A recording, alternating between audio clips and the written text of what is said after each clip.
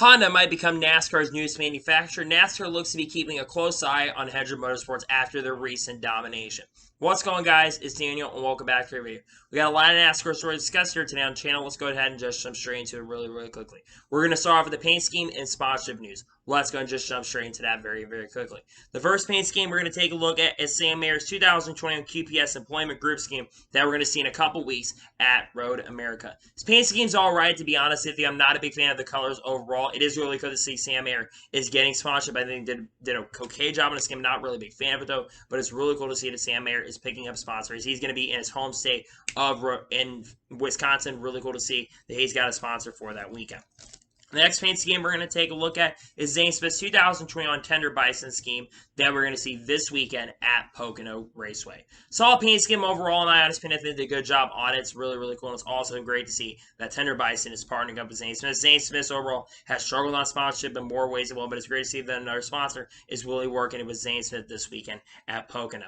The next paint scheme we're going to take a look at is Spencer Boyd's 2021 Rich Mart Flora scheme that we're going to see this weekend at Pocono International Speedway. Solid paint scheme overall, in my opinion. It's really cool that Rich Mart Flora continues to partner up with drivers that don't have a lot of sponsorship. It's really cool to see they've partnered up with Kyle Larson, they've partnered up with the Hendrick Motorsports group, and they've also partnered up with a lot of smaller tier teams in the Cup Series, Xfinity Series, and the Truck Series. Really cool to see that Rich Mart Flora is once again partnering up with Spencer Boyd, and the paint scheme is pretty cool in my honest and sincere opinion. The next paint scheme we're going to take a look at is Bubba Wallace's 2020 Root Insurance car that we're going to see at Pocono.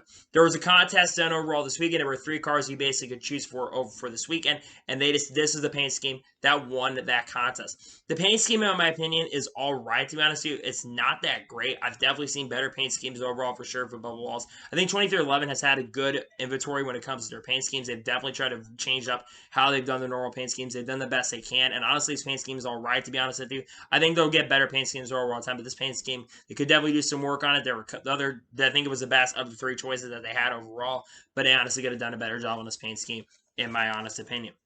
The next paint scheme we're going to take a look at, and the final paint scheme actually we're going to take a look at, is Sam Mayer's 2021 Tire Pro scheme that we're going to see this weekend here at Pocono Raceway. Sam Mayer is making his NASCAR Xfinity Series debut drive with the number 8 for Junior Motorsports. He'll be in that car pretty much for the rest of the year.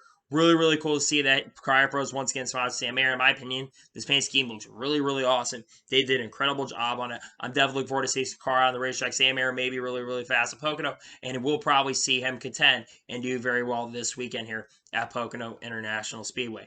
And now we're going to go and jump on to all the other major stories we discussed here today on the channel. Let's go and just jump straight into it really quickly. We're going to start off with Michael McDowell, as Michael McDowell is fully sold on his sponsorship, and he has a 3-race deal going forward here for the next couple weeks. He is going to be sponsored by Horizon Hobby and ARMA. He's going to have that car for 2 races, and he's also going to be sponsored by them at New Hampshire later this year. First of all, really cool to see that Michael McDowell is fully sold out on sponsorship. But for a lot of people, I'm extremely excited about this. I work in the RC business, and Horizon Hobby is one of the biggest companies out there. And ARMA, one of the top-selling RC cars, in my opinion, really good quality RC cars out there. They've really upgraded. They've done a really good job on it. It's incredible to see that Horizon is going to be partnering up with them. It's really cool to see RC representation. It's been quite a few years since RC has been represented in NASCAR. I think the last time they represented NASCAR is, I think, back until 2011 and 2012 when they sponsored Kyle Busch with Trax sponsorship on there.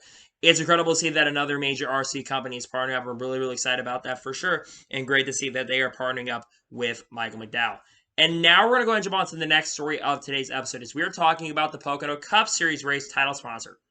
It was announced this morning that Saturday's Cup race has a new sponsor, which is going to be called the Pocono Organics CBD 325.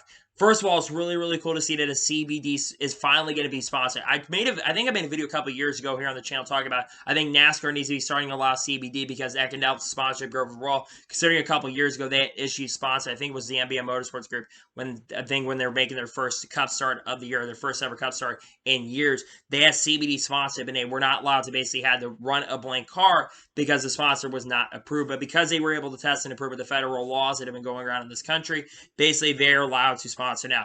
this is really, really awesome to see. There's CBD oil. CBD oil, in my opinion, is a really good thing, and it's really good to help people out with anxiety and depression, all that stuff. The fact that we're finally seeing CBD oil sponsor is really, really cool. And I mean, a lot of people are wanting this race to be 420 miles, but let's be for real, the race would have sucked if it's 160 laps. I'm fine with 325 miles because the race is shorter. Pocono races generally have not been great over the last couple years. I think it's really, really cool that we're seeing to see. It's also, in my opinion, it's really, really awesome that a CBD company is coming in there and sponsoring. I'm really happy about that for sure. And great to see that a CBD company is going to be sponsoring here coming up really, really soon this weekend. And now we're going to go ahead and jump onto the next story of today's episode, as we are talking about Todd Peck. As Todd Peck is going to be driving the 41 for Cram Enterprises this weekend at Pocono Raceway. I believe Todd Peck has made quite a few starts in the Truck Series, and he's not really had a lot of success. And in my honest opinion, I really don't see Todd Peck really succeeding overall this weekend. But let's be for real, the Cram Enterprise organization, they're not a really fast organization. I like what that organization is doing overall. They've shown that they have a little bit of improvement over the years, but I think this is one of the more competitive rides that Todd Peck is ranked. So let's be for real, he's driven for Races Rally's organization. He's absolutely struggled over at that organization for the last couple of years. I think his organization is a little bit better, to be honest with you, but I don't expect him to contend. I think a really good finish and a really good goal for this team would definitely be a top 30. But even a top 25 would be overall exceeding expectations of the Cram Enterprises. I believe they ended up finishing the top 25 at Texas a couple weeks ago. So I think it'd be really, really cool to see Cram Enterprises have a really strong run. But I don't think they're going to have a great run, to be honest with you. But I think a top 30 would be a very successful weekend overall. And hopefully they'll have a great run here this weekend here at Pocono Race. I think it'd be really cool to see Cram Enterprises have a strong run this weekend. And now we're going to go and jump on to the next story of today's episode, as we are talking about Erik Jones. As Erik Jones is going to be competing in the 2021 Slinger Nationals. Now, last time Erik Jones competed in the Slinger Nationals was in 2018. I don't remember if he won that race or not, but the fact that Erik Jones is competing in one of the biggest late model events up in the north of the Midwest is really, really cool to see. Now, one thing that's really, really cool, and I think one reason he might be interested in doing this is if you win the Slinger Nationals, you actually are eligible to compete in the 2021 season in the SRX. The winner of this year's Slinger Nationals, when they do go up to Slinger, is going to be able to go and compete. Drivers that I think have a really good shot of winning that race, I think Matt Kenseth is expected to run that event. I believe Ty Majeski is also running the Slinger Nationals. And now we have Erik Jones, another big Cup Series star, that's going to be running the Slinger Nationals in 2021. I think this is really, really cool to see that Erik Jones is competing. Erik Jones, I think, will have a lot of speed. I know that this year in the Cup Series, he's had some ups and downs. I think he's had 3 or 4 top 10s to Hendrick Motorsports this year so far. But I think he's going to be a really, really fast event. I think he's going to have some really strong competitors. Like I said, I think Matt Kenseth will be there. I would not be surprised if you see some other Cup Series drivers, maybe some Truck Series drivers. Drivers like Chandler Smith probably will be up there. You'll probably see a couple others like Bubba Pollard up there racing in the Slinger. Sammy Smith Jr. probably is going to be up there. You might see Derek Griffith up there competing in that event. But I think Erik Jones honestly has a very strong shot of contending for the victory in this event. If he's able to win, just remember, like I mentioned, he's going to be able to compete in the SRX. And we'll talk about the SRX later when it comes to their ratings. But I think that this is really cool to see that Erik Jones is going to be competing in the SRX. It's really good for the series. It's going to bring attention. As Erik Jones does have quite a few fans. He doesn't have the greatest personality overall, but he does have a lot of fans. I like Erik Jones a lot. And hopefully he will be very, very fast and contend this upcoming week when we do go to Slinger Nationals here in the upcoming months. And now we're going to go and jump on to the next story of today's episode. Is we are now going to talk about TV viewership from the Ally 400 and talk about the viewership overall from Motorsports. Let's start off with the ratings from the Ally 400 this weekend. According to Adam Stern, NBCSN earned a 1.46 rating and 2.59 million viewers per Sunday's Ally 400 at National Super Speedway. The race was the second highest paid sports event on cable TV last week, only behind NBA playoffs. Now, honestly, for the first race on NBCSN to have nearly 2.6 million viewers is overall really, really good. I believe this is the most watched event in National Super Speedway history, considering that this is the first Cup Series event that is taking place in National Super Speedway. This is really, really good to see. And also, it's great that, I mean, yeah, you really want to get up in that 3 to 4 million range, but of course, a lot of people don't have cable. If this race is on NBC, I think that this race would have done really, really well into the 4 to 5 million viewer range. But you also have to remember that there are a couple major events going on at this time. You have the NBA playoffs are getting really, really deep into the playoffs. I believe they're in the conference finals right now, if I'm not mistaken. And you also have what's also going on right now is you have during that time, you had the U.S. Open going on. Sports is definitely picking up. You also had some MLB games that were going on at the time. And the fact that this event did as well as it did is really, really good to see. I think NASCAR definitely has a lot of momentum going in front. I've seen a lot more celebrity presence at these racetracks. You've seen more talk about the sport over the last couple of years, and I think things will continue to get better. Again, you want to get more viewership, and next year will be very interesting if the viewership does go up for that. But really, really cool to see the Ally 400 TV ratings are definitely not too bad, to be honest with you. And it's the first time in National Super Speed. Those ratings are really, really good. Now we're going to jump into the next part of this. Is we're going to talk about viewership overall when it comes to this past weekend. So, starting off with the Cup Series race, the race had 2.6 million viewers. The SRX had 1.2 million viewers for the second event, which is really, really good in my honest opinion. This event was still able to back up into the 1.2 million range. I believe the event had about a 0.7 or 0.8 rating as well. Not too bad for the second SRX event. It's still maintaining its momentum overall. The third one is the NASCAR Xfinity Series. That had 1.1 million viewers on NBC, as said. Again, the Xfinity Series definitely has gained a lot more viewership over the last year or so. I think they said for Fox, they had 16% increase for overall year. I think they went up from like 980,000, averaging up to 1.1 million over the year. So it had a huge increase in the Xfinity Series. And in fact, the 1.1 million viewers shows the Xfinity Series. I think a lot of people are looking for the younger drivers to focus on that series. Then you had F1, which F1 is another one that really, really made a big jump. F1 had 1.1 million viewers for the French Grand Prix here in the United States.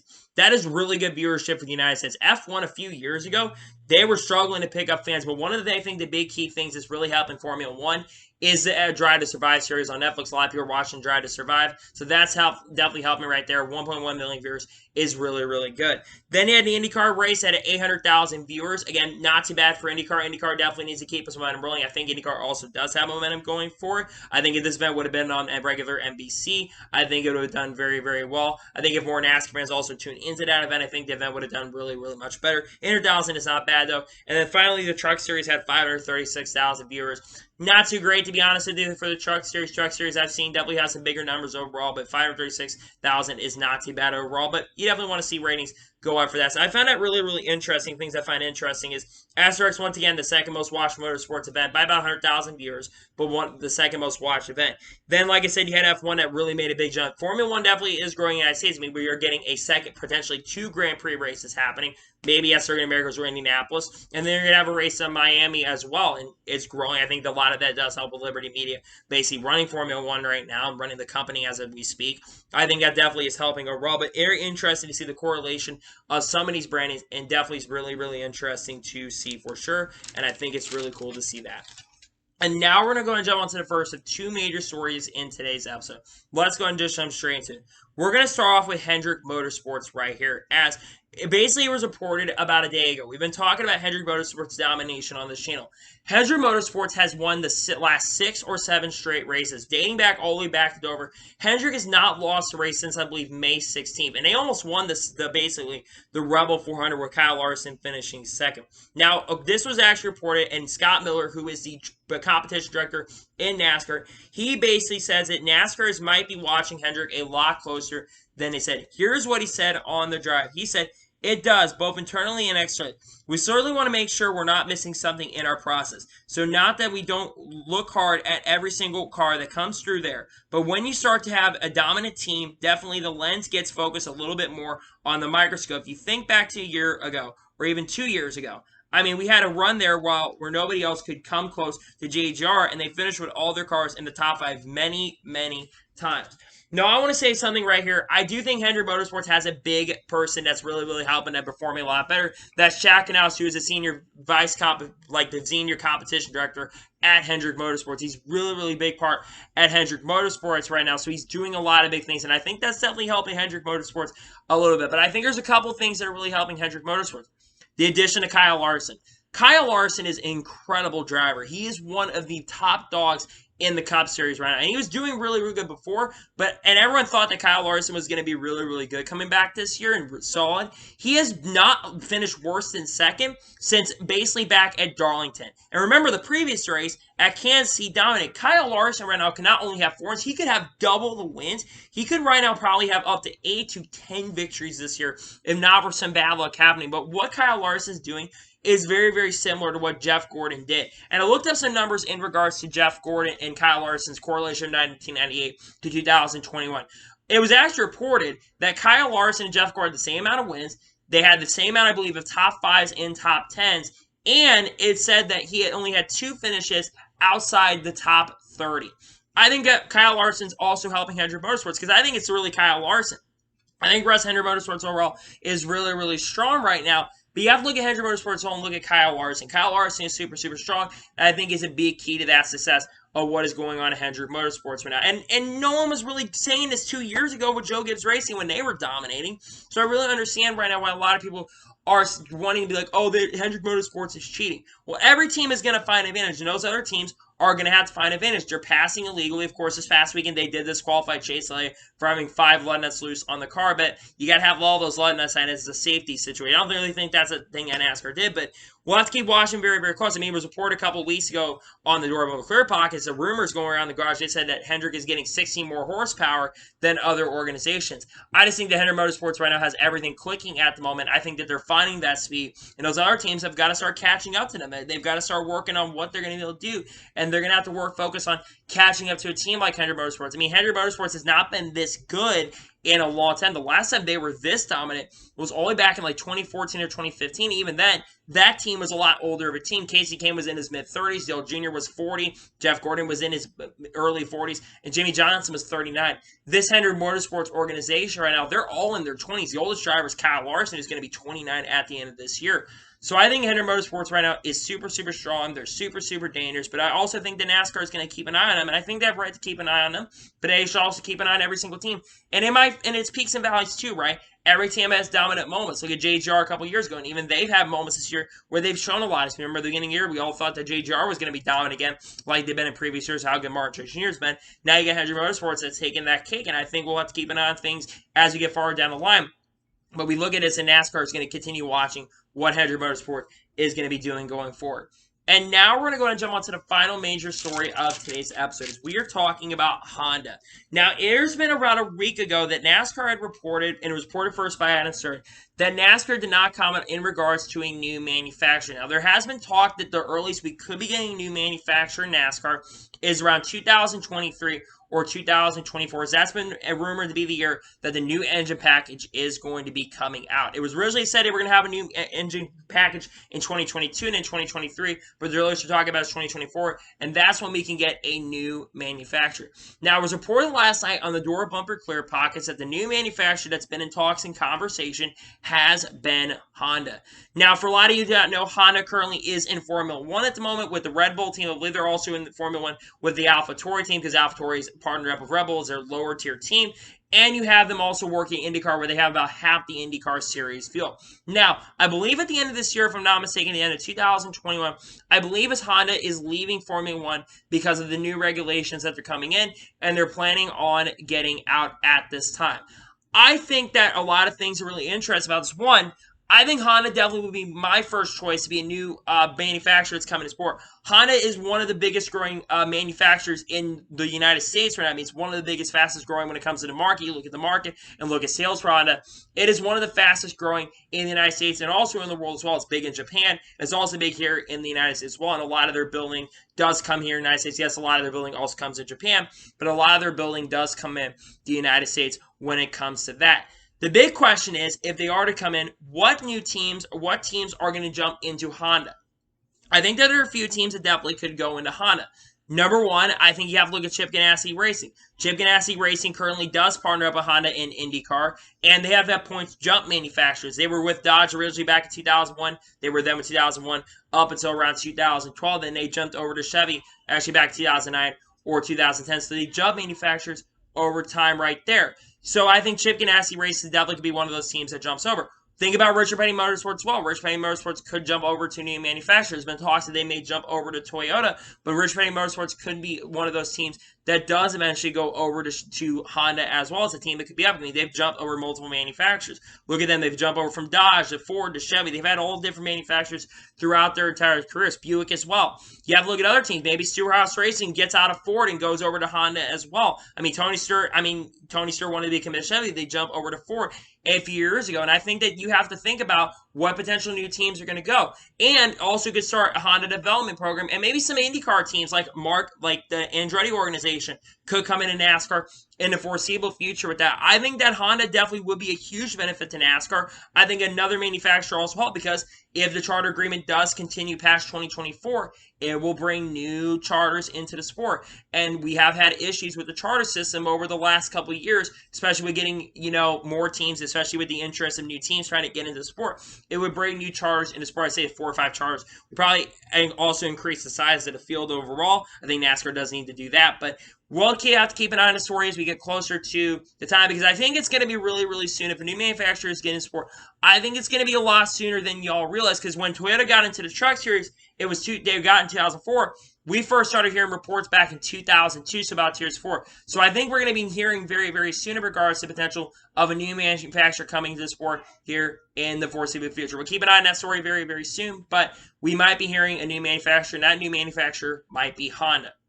So, anyway, that is going to be for today's NASCAR news video. Thank you guys for watching. Please subscribe to the channel, notification on to be notified when a video does go live on my channel. Follow me Twitter, Facebook, and Instagram. Support my Patreon as well. Links here below for that, and comment your thoughts on today's video. Do you think Honda is going to be NASCAR's newest manufacturer or not? Let me know in the comments below. And do you think NASCAR is cheating at this time, or do you think Hendrick is just that good with the dominance that they're putting out here the last couple weeks? Let me know in the comments below.